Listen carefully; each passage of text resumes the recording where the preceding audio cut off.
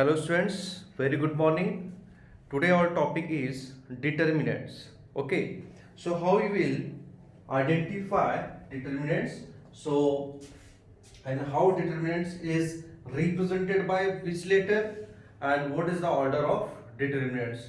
These all questions answer we are going to learn from this topic determinants.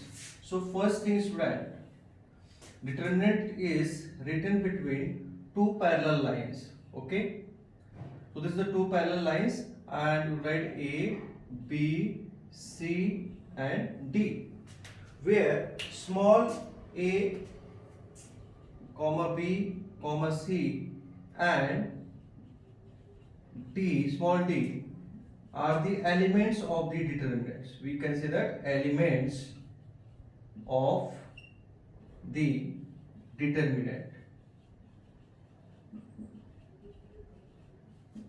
So A, B, C and D are called elements of the determinant, and determinant is written in two parallel lines. So write A comma B, A comma B and C comma D are called rows. Okay, so A comma B, this is the first row, that is R1, and CD, this is the second row, that is called R2. And when we will talk about AC and what? BD, this is called columns. Okay, so A, C is the first column, that is C1, and B and D is called as second column, that is C2. So we can say that the order of the determinant is order of the determinant is, what is the order of the determinants? How many rows are there? Two rows are there and two columns are there. So order of the determinant is 2 by 2. So you write 2 by 2, or you may write 2 by 2. Okay. So what is the order of the determinant? This determinant, two rows and two columns are there. So order of the determinant is 2 by 2. And if there are 3 rows and 3 columns, then you will write the order of the determinant is 3 by 3. Okay students. Now how we will represent the determinant? So we will represent the representation of the determinant. So determinants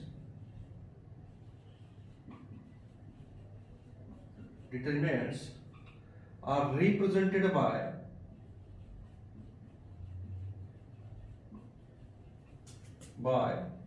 capital letters. Okay, determinants are represented by capital letters. For example, capital A, capital B, capital C, X, Y, Z and so on. Means if I will write the determinants, I will write like this. Determinant A is equal to 1, 2, 3 and 4. Okay, so A is the determinant, and where 1 and 2, this is the row 1 and this is the row 2. So 1 comma 2 comma 3 comma 4, these are the what rows. Okay, and this is the column first one, that is 1 1 3. Okay, and 2 4, this will be columns. Okay, so how many rows are there? 2 rows are there and 2 columns are there, and this 1 2 3 and 4 are called the elements of the determinants. Okay, so elements of the determinants are 1 2 3 and 4. How will find the value of this determinant? So we'll find like this: 1 multiplied by 4, and then we'll write minus sign, 2 multiplied by 3. So what you will get? 1 4s are 4 minus 2 3s are 6. So 4 minus 6 is minus 2, and this is the value of determinant A. Okay students, so have you cleared this concept? Now we will learn what is Cramer's rule. Okay students, so next topic is determinant method, which is also called as Cramer's rule. For example, students, if you are having the linear equation in two variables, two equations you are having, that is what a1x plus b1y is equal to c1, and second equation is what a2x plus b2y is equal to c2. So how will you solve this simultaneous equation by determinant method, or we can say that by using Cramer's rule? So first we will find the value of d. Okay, so how will you find the value of d? So you will write a1 and this a2 here, and b1 and b2. So first you will find the value of d in this way. You will not consider c1 and c2. So where c1 and c2 are constants, we can say that. And when you will find the value of dx, so a1 and a2 are replaced by c1 and c2. So when you write the value of dx, so a1 and a2 is replaced by c1 and c2, and b1 and b2 will be as it is. So what we are replacing here, remember, always remember this thing, a1 and a2 are replaced by c1 and c2. Okay, so when you write the value of dx, or when you write the determinant dx, so here you will replace a1 and a2 by c1 and c2. Then next determinant you will find, that is dy.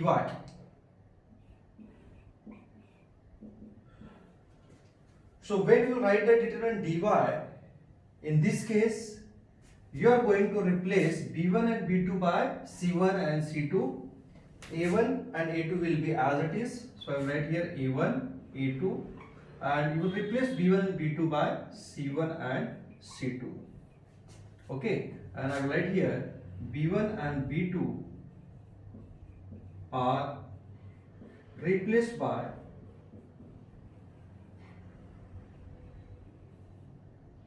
c1 and c2.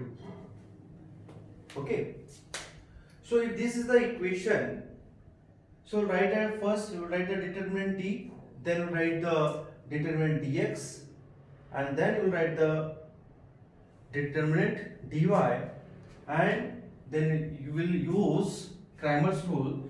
So I will write, by using Cramer's rule, by using Cramer's rule,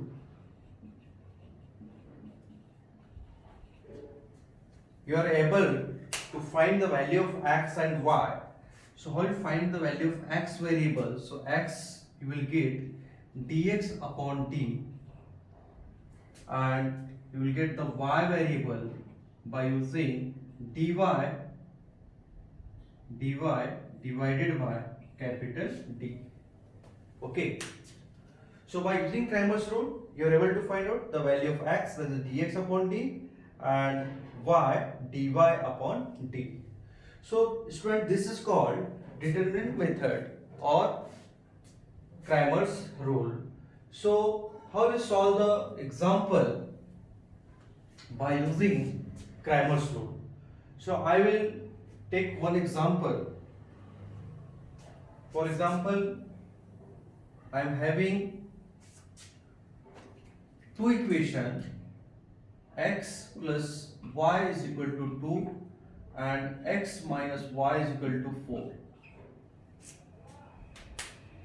Okay, so first you will calculate what? D you will calculate first. And what is D? A1, A2. What is A1 and what is A2? So A1 is the coefficient of x here in first equation, so this is what 1, and what is A2? Coefficient of x in the second equation. So this is 1. And B1, B2, so what is the coefficient of y here? Plus 1 and here minus 1. So this is your A1, this is A2, this is B1 and B2. How you will solve this determinant? So you will solve 1 multiplied by minus 1. So 1 multiplied by minus 1 and then minus sign 1 multiplied by 1. So this will be minus 1 and this will be minus 1 ones are 1. So what you will get? You will get minus 2. So here value of determinant is minus 2. That is capital D. Now you will find the value of dx, determinant dx. So we know that this value A1 and A2, when we will calculate the value of dx, so A1 and A2 are replaced by C1 and C2. So what is here C1 and C2? This is C1 and this is C2. So A1, A2 replaced by C1 and C2. So instead of 1 and 1, you will write 2 and 4. So 2 and 4, this will be as it is, 1 minus 1. Now again you will multiply, so 2 multiply by minus 1 and then you are having minus sign, 1 multiply by 4. So you will get, this will be minus 2 and 1 4s are 4, minus sign is there, 1 4s are 4. So minus 2 and minus 4 is minus 6. So what is the value of dx? Dx is minus 6. Clear? Now we will find the value of dy, determinant dy. So in the calculating the value of dy, you will replace b1 and b2 by c1 and c2.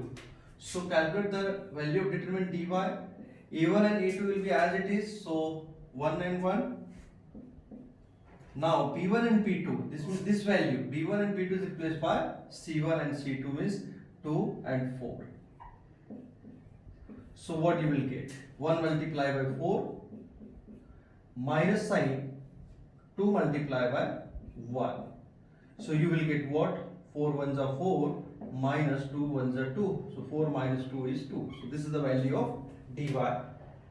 And then by using Cramer's rule, we are having the formula. So x is equal to dx upon d. So I will just write here dx. What is dx? Dx is minus 6 divided by d. D is minus 2.